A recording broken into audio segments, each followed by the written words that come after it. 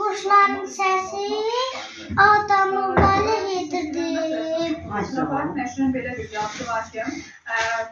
Gülsün nene bu bağa benim Şuşam deyirdi. Yaz idi. Bir gün o güllere su verende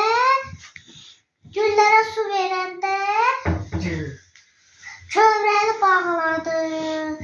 Kaş bağımızda xara bülbül de olaydı. Şuşanın yaraşığı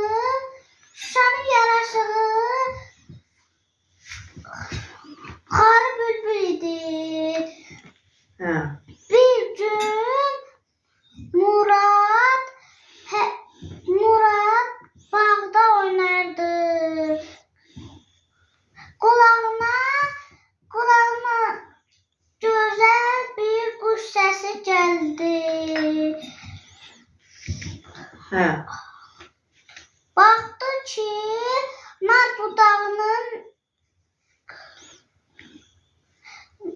budağına konmuş bülbül cəhcəh vurur.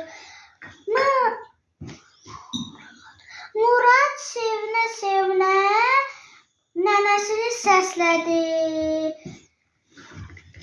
Nənəcan, tez bura gəl. Bağımıza xarı bülbül gəlib. Gülsün nənə eyvana çıxıb təəccüblə dedi. Murat, sən nə danışırsan? Xarı bülbül burada nə gəzir? Murat bu da göstərdi.